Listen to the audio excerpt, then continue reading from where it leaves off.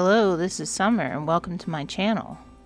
Guess what, guys? I found the white sunflower footage. I didn't even know I still had this, so now you can see me pouring the white sunflower. So I know some of you are probably wondering what happened to me that day when I went to the hospital. I guess I can tell you, so you're not, at the edge of your seat wondering what happened. Well, we were having a certain pandemic going on, and everyone was being pressured to get vaccinations. And not a whole lot was known about these vaccinations. And I had a bad side effect. So a couple of months after I had my vaccines, I started having some shortness of breath. And I just figured, I'm not working right now. It's probably just me being out of shape, not doing a whole lot, etc. But then it kept getting worse and worse to the point where I would be short of breath just taking a shower, or going up and down the basement steps, or anytime I bent over outside, I would have to sit down and try and catch my breath. It was pretty bad.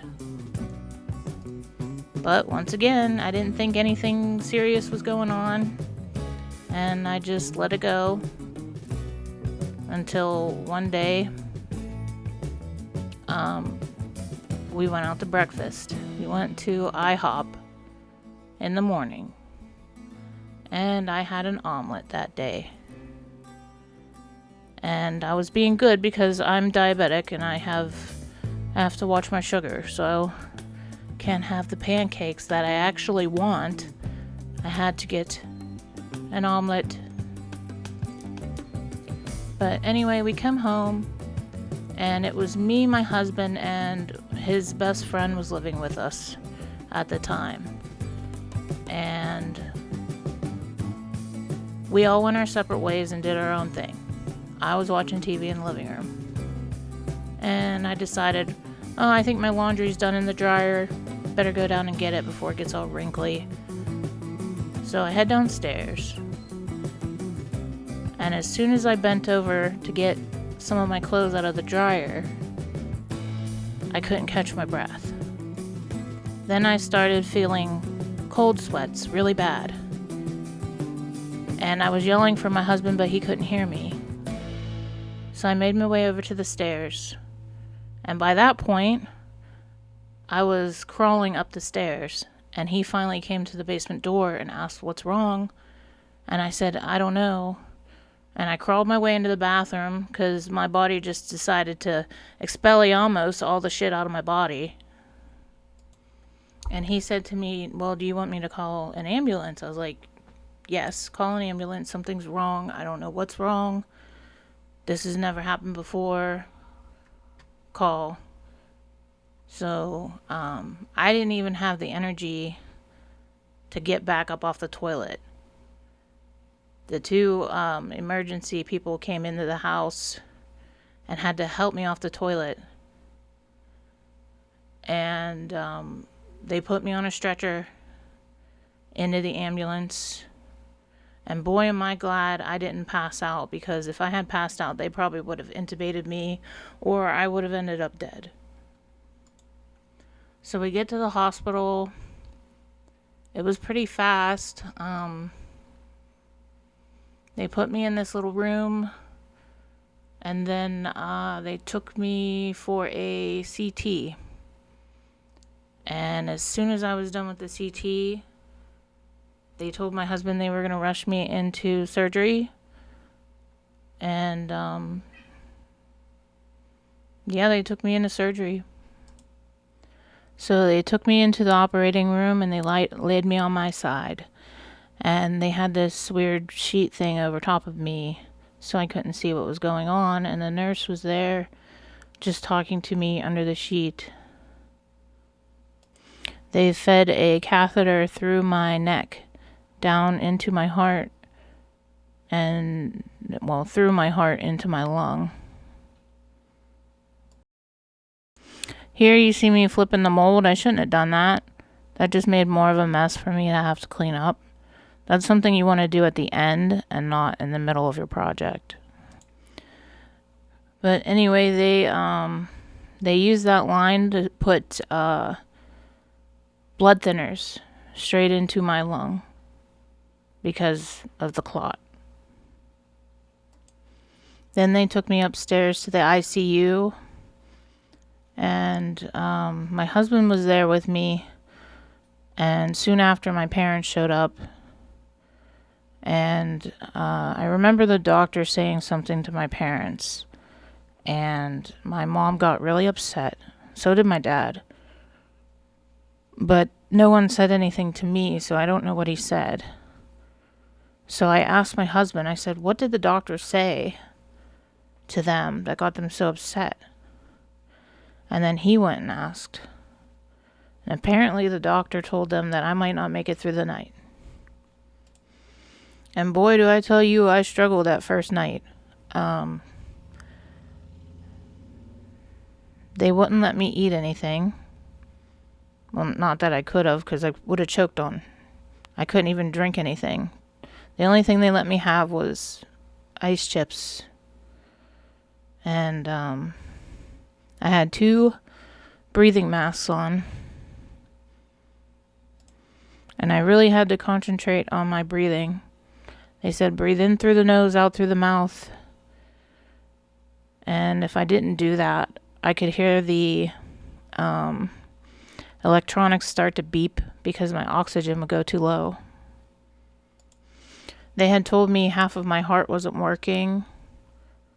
And my chest felt like it was on fire. They would only allow 2 people in to see me at a time because of COVID. And I swear every 4 hours they would come in the room and they would take blood. I spent 5 days there. And then when I got out, they had me on blood thinners, a really high dose for a while. And that caused some other issues. I became anemic and eventually had to take iron because of excessive bleeding. My husband was there every day up until the last couple of days when I was feeling better, and he felt like that I was good. And my parents also stopped in almost every day. So the night before I was going to leave, they moved me downstairs because I wasn't critical condition anymore. And one of the nurses came in the room and I said, how big was this clot? They never even showed me how big it was. So, because the doctors were like fussing around me. Like the day after I had the surgery, there was a whole line of them in front of my room. And they all had their little computerized carts, and I don't know. It just seemed weird. So she went and she printed it up off of a computer. There's a photo of it. If I can find it, I'll put it in the video.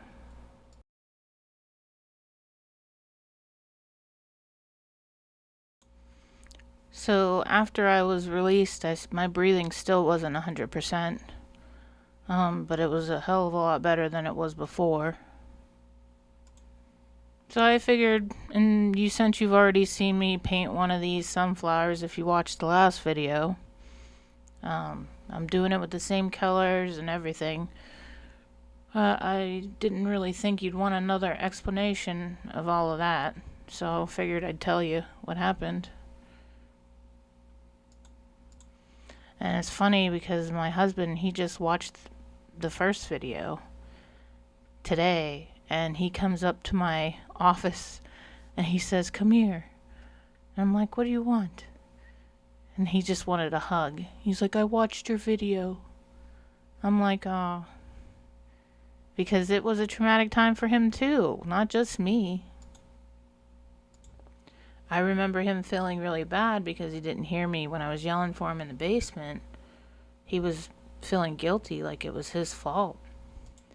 I even joked around with him later because I knew that. I said, "Oh, my husband didn't hear me in the basement." And he was like, I told him I was just kidding. But if I had to do it all over again, I wouldn't have gotten that vaccine. And maybe none of that would have happened. Now I'm just constantly worried it's going to happen again. And I have like PTSD about it. Let me know in the comments if you've ever experienced anything like that. I am truly thankful for my husband. He stood by me for the entirety of everything. And a lot of guys, I don't know, some guys would run away. Or some guys just wouldn't care. And honestly, my last relationship probably wouldn't even come to the hospital. Well, I think I've yacked away enough. I'll let you listen to some music and I'll chime in when something new happens in this video.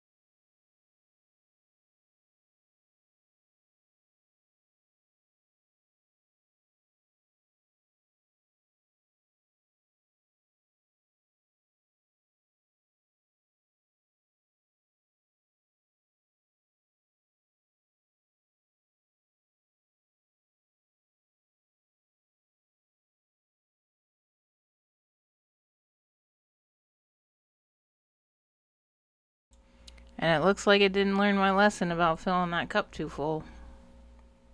Did it again.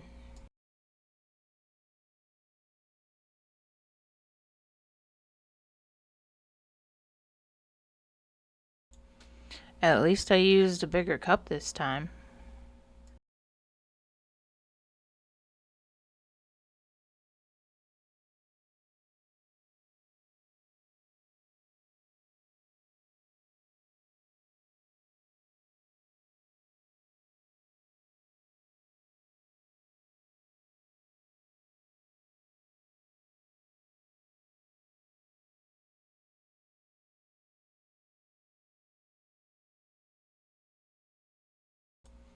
Oh God, what am I doing now? Just pouring the paste in, are we? Last time I shoved my hand in it.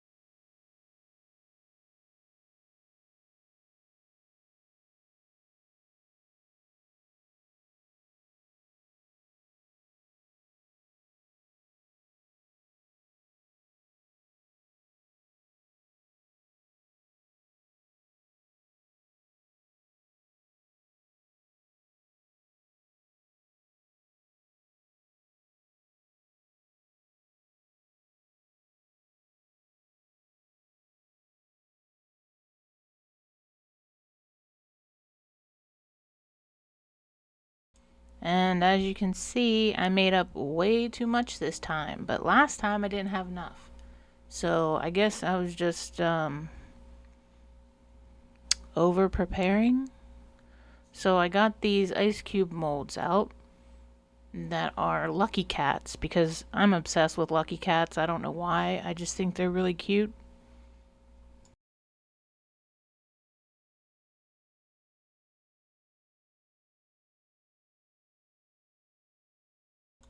I actually got to go to Salem and I bought a Lucky Cat there.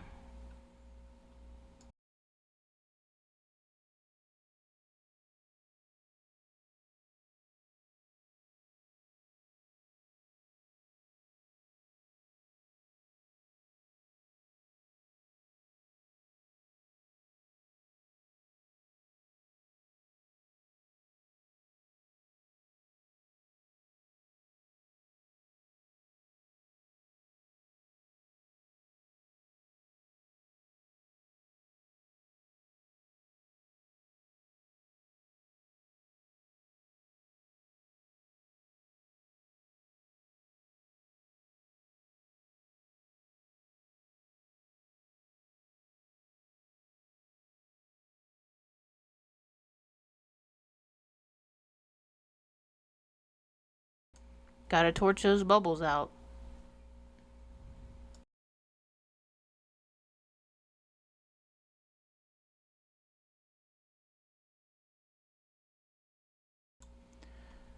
Now you can see me cleaning out some of the resin because it's overflowing because I put too much in this mold.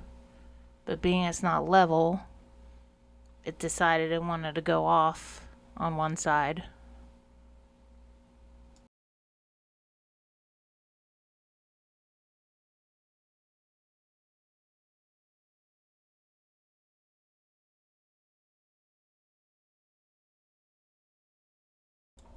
Now it's all cured and we get to demold, and you get to see how much better the white looks behind these mica powders.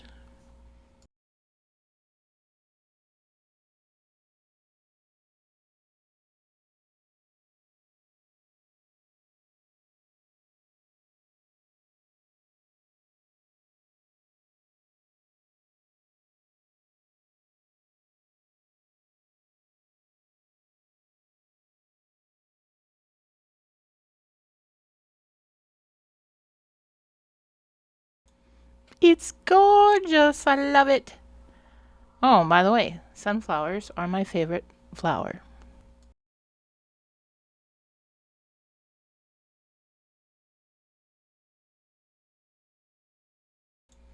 Thank you guys so much for watching this video.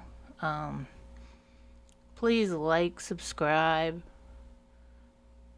talk to me in the comments, do all of the things. It helps my channel, it helps me. I want to be able to create more things, do more things. Trust me, I'm going to be trying a lot of things on here. You may have seen other people do them, but, you know, I got to try them too. Oh, and I almost forgot the lucky cats.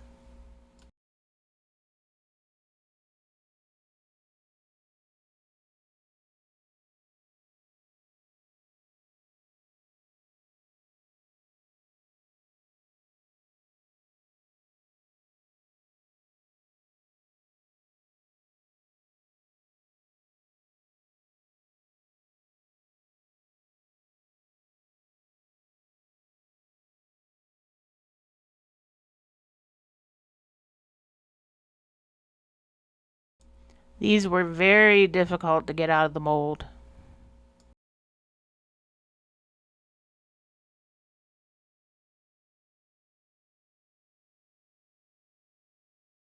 Look how cute that is. Now they did get some bubbles in the whiskers, and some of them did have some pigment paste that wasn't mixed in all the way, and it kind of messed them up. But that is what happens when you have your pigment paste and it doesn't mix up all the way. It will show up on the surface, and it will still be like wet.